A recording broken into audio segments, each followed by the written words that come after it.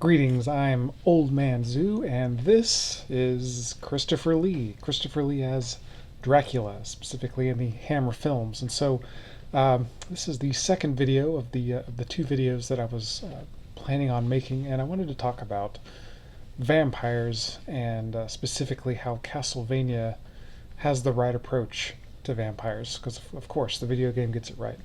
So what do I mean by this? Well, so vampires, kind of in the modern day, vampires are sort of treated as the anti-hero. They're treated as something to be revered, the tragic villain turned hero.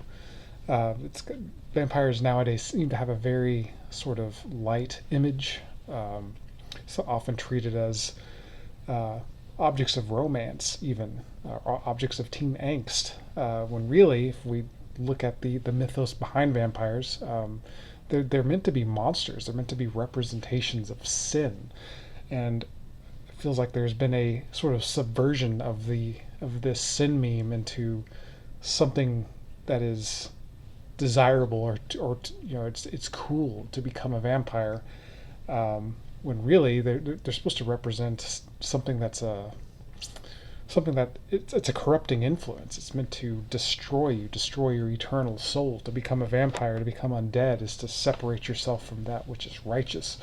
And what is so interesting about Castlevania's approach is that you play as a vampire hunter. You play as a warrior of light to cast away the evil. And so I got kind of curious behind this idea of, when did vampires become so soft? When did they become the heroes in the story rather than the villains, rather than the monsters?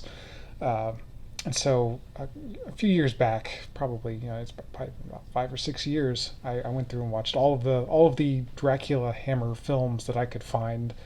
Of course, Christopher Lee is fantastic in all of them, and I just remember that there's instances where he is genuinely horrifying. And so when I was looking for a good screenshot for this video, I came across this is this iconic, bright red blood, dripping from this grimace and these bloodshot eyes. It's just a terrifying thing, and that's how vampires should be. They shouldn't be these tragic, mopey objects of sympathy. They should be monsters.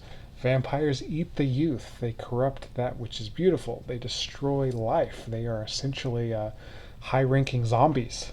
That's nothing to be envious of. And yet we sort of live in a time where the vampire meme has sort of taken that on. And so I started kind of going back. Of course, I've watched the original 1931 film Dracula, starring Bela Lugosi, and here and there, Bela Lugosi kind of plays this suave, noble count, but by the end of the film, he plays a quite literal, mustache twirling villain, sans the mustache. But he is a villain. He is not a sympathetic character necessarily.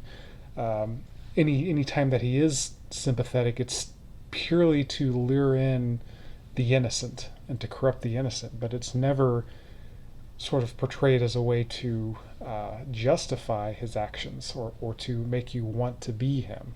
And so that was way back in 1931. So it seems like society at the time had the right idea about what the vampire meme was, that vampires were representations of sin, that sin is often seductive. It is often sin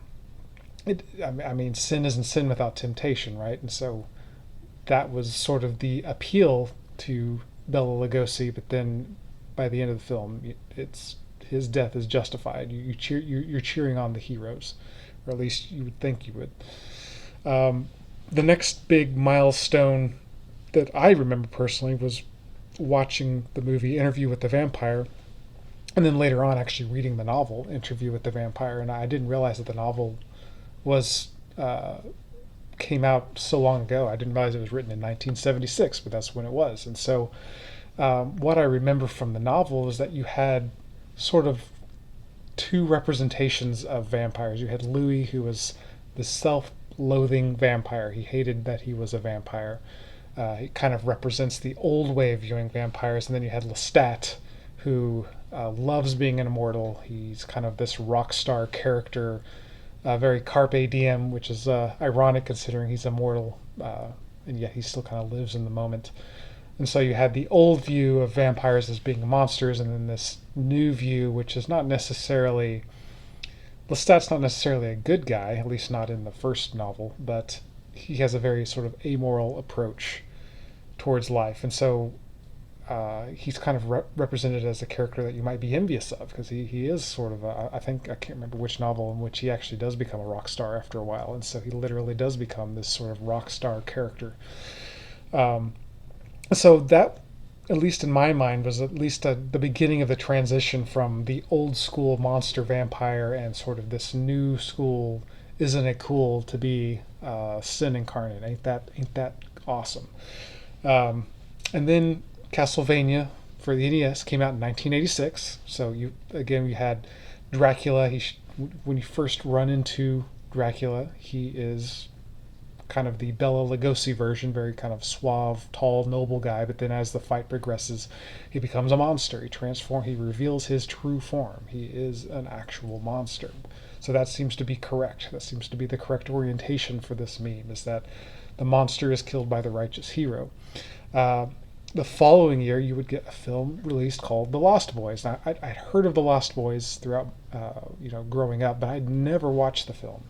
And so I actually watched The Lost Boys just a few days ago, as of this recording, specifically for this recording, because I'd heard that it was a good vampire movie. I heard that it was sort of another transitory point when vampires sort of started shifting into an enviable character rather than a character to be despised. And so I watched it, and it is kind of one of those movies that is a sort of serves as a fulcrum between vampires as being cool and vampires as being evil. Now, at the end of the film, vampires are absolutely portrayed as being evil, and rightfully so. They have a monstrous form, but at the beginning of the movie, they're all portrayed as being awesome and cool, and literally rock stars, kids living forever. You had, and then the idea that the the sort of the main protagonists, Michael, Starr, and Laddie, they're only half vampires, and they manage to avoid full condemnation by killing the head vampire, right? And so this is sort of, this is late '80s, where we're flirting with this idea that vampires are cool, and that it might be actually fun to be a vampire. So probably the next big cultural phenomenon that came to mind was in 2005. So we go from 1987 to 2005. 2005 was the release of Twilight. I've not read the book. I've not seen the movie, and I don't really have much desire to see the movie. However, I did go through and read a fairly thorough synopsis to make sure that I'm not talking out of my rear end too much here. But basically, the idea is that you have a teenager that teenage girl moves to town and meets a teenage vampire, essentially Edward. And throughout the film, he's never really presented as a monster. He's basically just a representation of angsty teenage love, and he becomes it becomes less of a Dracula or less of a vampire is the sin meme, and more so of the vampire becomes sort of this meme of teenage puppy love, and which is a pretty sad interpretation of what vampires should be, at least in my mind. It's sort of a framing device for forbidden love. The vampire is portrayed as a good guy, essentially an anti-hero, and I believe in later films they introduce werewolves and a couple of other things like that, and it just seems so unappealing. But that sort of angsty introduction of turning vampires into sort of this soft romance icon, I think that's it's a subversion of the idea of what a vampire should be. It's hard to imagine Simon Belmont marching in and whipping Edward into a pile of flames because Edward seems like a good guy. So it wouldn't that meme doesn't really work there. And then just to hammer the point home even further, there's a Disney Junior show that came out in 2017. I remember watching this with my daughters called Vampirina, and basically it's just a family of vampires. They literally live down the street. They really don't have much in the way of any of the weaknesses of vampires, but they even have the sort of Bela Lugosi Widow's Peak. Um, in fact, their house is a house full of monsters, and they are framed as being just like everyone else. They're just a little bit kooky. There's nothing to be scared of. So again, it's another subversion of the idea of what the vampires is or is supposed to be. Now granted, I understand it's a kids show, but I remember there being plenty of kids shows growing up that had actual villains in them that actually had actual threatening situations, and I think that's good. It's good to understand that there are dangers in the world. That not everything is not everything is happy sunshine rainbows. That there are real analogs to vampires in the real world, and so sort of softening their image to make them nothing to be scared of. I don't know that that is necessarily the right message. It seems like the right message is that there are monsters in the world, and you should know how to identify them. And so subverting our classic memes like this could potentially be a big problem. And so I was happy then that the Nosferatu remake came out in 2024 and was a fantastic return to form. You had Count Orlok, who is barely human, and he isn't charming due to some physical prowess. He's not. He doesn't have any boyish attractiveness. He's not physically attractive at all. He's actually physically monstrous, but he is able to seduce other people, not due to some sort of charisma he has, but due to some sort of unholy magic that he uses, and that is monstrous, and that is, I think, a correct frame of what vampires probably are. Right? Are probably were envisioned by the ancients as to what a vampire was and where that idea came from. And so I was happy that Nosferatu came out because it's like, okay, we're getting back to a return to form. That vampires should be scary. They should be threatening. They should not be something to be sympathized with. Castlevania gets it right. Nosferatu 2024 gets it right. And just to kind of hammer the point in even further, or at least talking more about the video games side of things, is when we get into Symphony of the Night and you have Alucard. Alucard is not happy that he's half vampire. He laments his condition. In fact, in one of the I think what many consider the canonical ending to Symphony of the Night is that when he defeats his father, he doesn't go on to live happily ever after like the typical Simon Belmont, or not necessarily Simon, but the Belmont clan in general usually kind of ride off into the sunset after the chaotic castle is destroyed. Instead, Alucard resigns himself back to the grave. He decides that the best place for his monstrous nature is to become dormant again. The wages of his own monstrousness should be death, and so he goes back into slumber, at least until Area of Sorrow. And then he comes back, but he only comes back to fight his father again, essentially, or the incarnation of his father. So really, Alucard is only active to kill evil, and then he goes back to suppressing his evil nature. He does not have a happy ending. And so I think that's, again, a correct frame for what vampires are, what they should be. That it should be a condition that should be shunned. It should be a monstrous representation. I don't think there's anything sympathetic about it necessarily.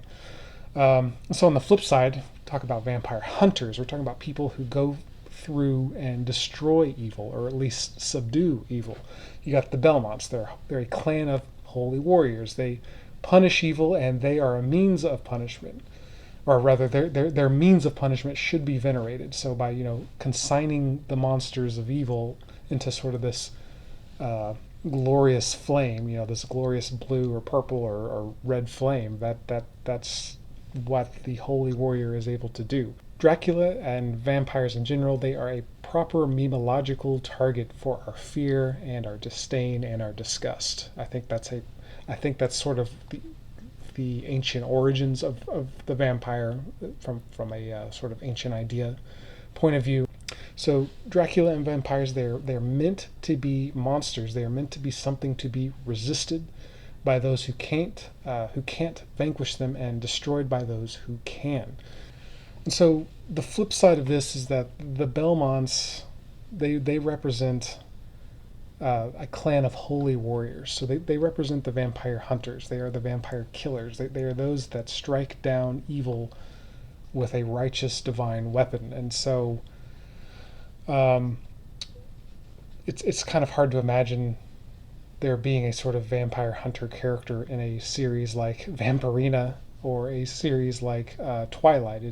It's kind of funny to imagine it, but I guess it's not that far fetched, because there's a series of movies called Hotel Transylvania. It's another series that I've watched with my kids, and I remember one of the movies they actually introduce the Van Helsing family, and they kind of come into contact with the Dracula family, and at first, and should come to no surprise that the vampires are portrayed as the heroes and the Van Helsings are actually portrayed as the villains. Like, how dare they hunt the evil?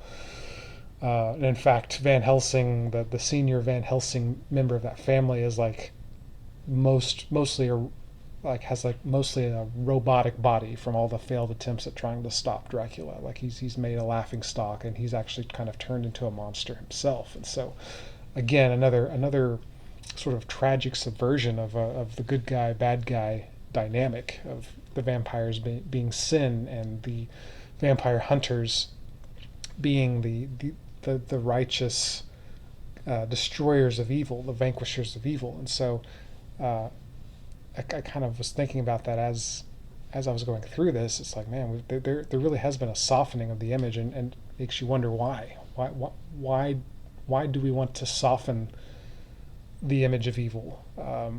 Why do we want to vilify the image of what is righteous and what is good? It certainly makes you think. Anyway, didn't want to get too terribly bogged down. I feel like at this point I might just be repeating myself, but the sort of short thesis of this video is that vampires are evil. They should be evil. They serve an important memological. They serve an important trope in literature and movies and video games. And when we kind of need, like, I'm not saying no one should ever subvert the vampire trope, but we should do so with caution. We shouldn't do it so carelessly, because I believe it's an important image. And in that same vein, we should not subvert the image of the vampire hunter so carelessly. It's an important image. And so I'll wrap up this video by saying that I think Richter Belmont said it properly when he said, Time, monster! You don't belong in this world!